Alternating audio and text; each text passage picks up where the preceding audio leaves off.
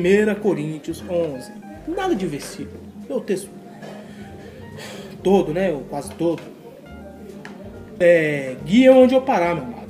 Se vocês quiserem seguir à frente, pode seguir à vontade. Leiam a Bíblia quantas vezes vocês quiserem, achar que tem necessidade de ler. Esquece até onde eu parei. Para até a frente. Se brincar, lê até o Coríntios todo, o livro de Coríntios. Porém, ao vos dar as instruções que seguem, não vos louvo, porque vos congregais, não para melhor. Congregais o quê? Ajuntais. Com agregar está agregado, co-agregado, está junto em uma mesma, né? Estão agregados em uma mesma ideia. Poxa, eu creio em Jesus. Como é comunhão ou congregação? Estamos em comum em uma fé. Estamos co-agregados em uma fé. A fé em que Jesus, o Messias, é o nosso Salvador. Então todos nós estamos co-agregados em uma fé e todos nós estamos em comum em uma fé. Porém, ao vos dar as instruções que seguem, não vos louvo, porque vos congregais, não para o melhor, mas para o pior. Ajuntamentos, meu amado, é para o pior, não é para o melhor. Você quer a oportunidade de você pecar? Ajunte, faça ajuntamentos. Um começa a olhar, né, o sapato do outro, desejar os bens do seu próximo, a mulher do seu próximo. Começam a tecer comentários respectivos ao seu próximo, comentários esses maldosos, né? Então, em ajuntamento, a tendência é de a pessoa pecar. Quer pecar? Fica nesses ajuntamentos, ainda mais religiosos, e ir após outros deuses. Pois, em primeiro lugar, quando vos reunis na igreja, ouço que há divisões, heresias, né? Entre vós, em parte, o creio. Porque é preciso que haja entre vós diferentes facções, para que os que são aprovados, sinceros, entre vós sejam manifestos. Quando, pois, vos reunis, não é para comer a ceia do Senhor, meu amado. Quando, pois, vós reunis, não é para comer a ceia do Senhor, meu amado. Porque ao comer, cada um se adianta ao pegar sua própria ceia. Esta ceia aqui em Coríntios, meus amados, que era um povo que Paulo sempre repreendia, porque é um povo que errava muito. Paulo aqui não está instituindo a ceia, ele está dando um puxão de orelha, está dando uma bronca, meu amado. Que esse povo, o que acontecia? Eles estavam... Cada um, né, se quer uma quermesse, as pessoas traziam comida de suas próprias casas, né?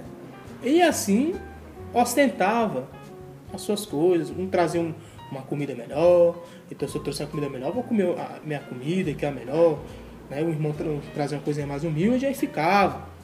Um ostentando em cima do outro, querendo ser melhor que o outro, né? Sua própria ceia. Um tem fome e o outro se embriaga. Acaso não tendes casa para comer e beber? Ou desprezai a igreja de Deus e envergonhar os que nada têm? Desprezar a igreja, esse templo podre, sujo? Não, meu amor. A igreja é o seu próximo, é o seu ser humano. A igreja somos nós somos o templo. Desprezar o irmão, porque eu tenho mais coisas do que o irmão. Eu trouxe uma comida mais gostosa do que a do irmão. Eu trouxe um prato mais chique do que o irmão. Né? Despreza os que nada têm, que não tem condições de trazer o que você trouxe, meu amado. E que vos dizeis? Louvar-vos-ei? Nisso não vos louvo, porque eu recebi da parte do Messias o que vos ensinei.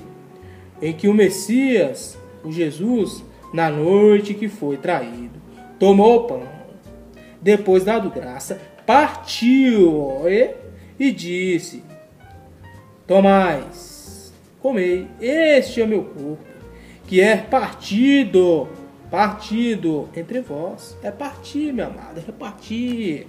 Não é comer, meu amado, é repartir.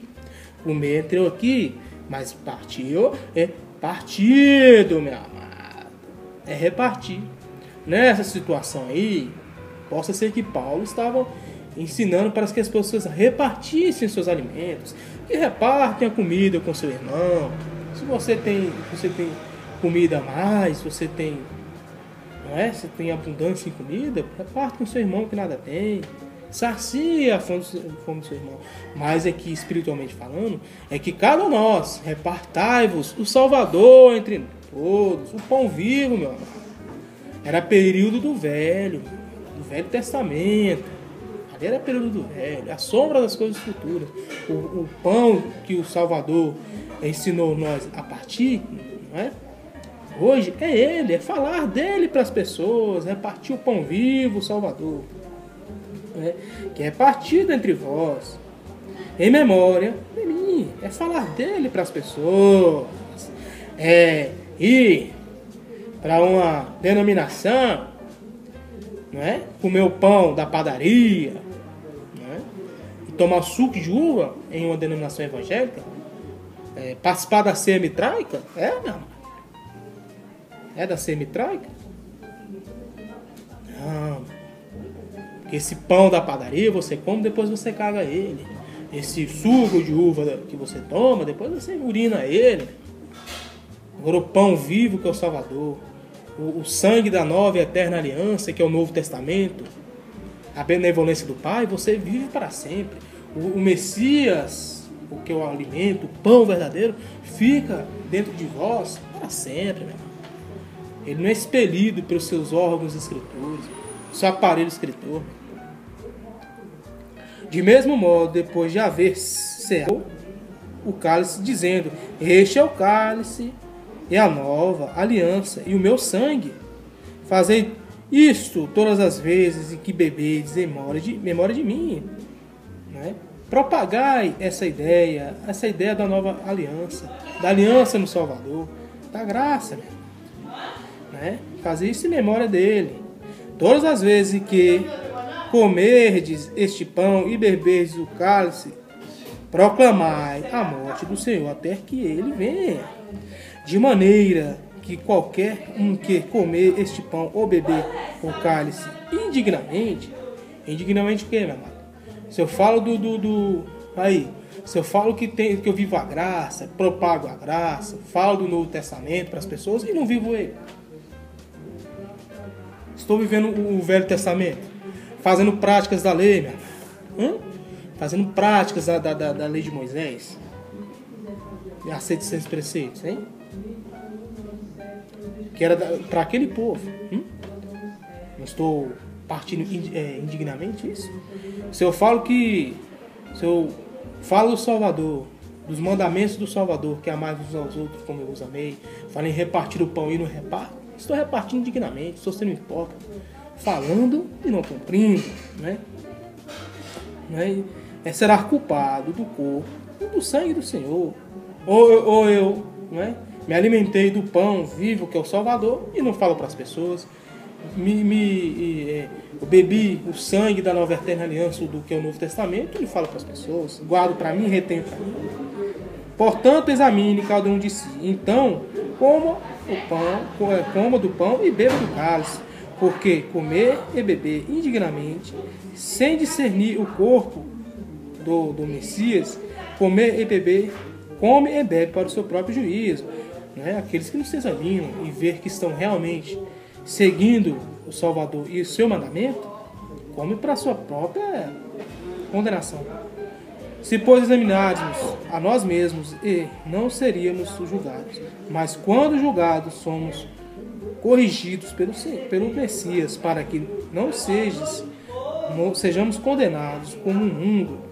Portanto, irmãos meus, quando vos reunis para comer, esperai-vos uns aos outros. Aí já está falando a respeito desse jantar, né, que eles estavam participando, né? Esperai-vos. Esperai-vos uns aos outros. Se alguém tem fome, coma em sua casa, para que não vos reuniais para o juízo. As demais coisas eu as porei ordem quando for ter convosco. Né? E aí, meu amado? tava falando aí da ceia, que esse moço falou, meu. Esses dons da ceia, a porta, falou dos dons que esse moço, dessa ceia que esse moço falou? Falou, meu? É a mesma coisa da comida que eu falei. O almoço está pronto. Vá à mesa e coma. O almoço é esse. Quando o camarada fala a respeito dessa ceia, o que as pessoas vão pensar no templocentrismo é o quê? Essa ceia, o pãozinho da padaria e o suco de uva. De tempos em tempos, esses homens, segundo as datas em que eles pré-estabelecem, as pessoas lá comem essa ceia na igreja deles, né? E, para não ficar também, vou ressaltar aqui com os amados a respeito da leitura de Hebreus. Vamos adentrar aqui em Hebreus e ler a respeito lá que ele falou aí, né, das obras da lei. Vamos aqui em Hebreus também. Vamos ficar só eu falando. As pessoas, ainda mais os protestantes, eles têm que ver Bíblia, eles acreditam em Bíblia. Naquela época que o Paulo, Pedro, não usava a Bíblia. Ele era instruído pelo Espírito do Pai e falava as verdades do Pai para as pessoas. Ele não dava com Bíblia debaixo do braço. Mas esse povo está acostumado você a abrir Bíblia e ler. Falar das verdades do Pai através da Bíblia, né? Vamos lá. Hebreus, a carta de Hebreus.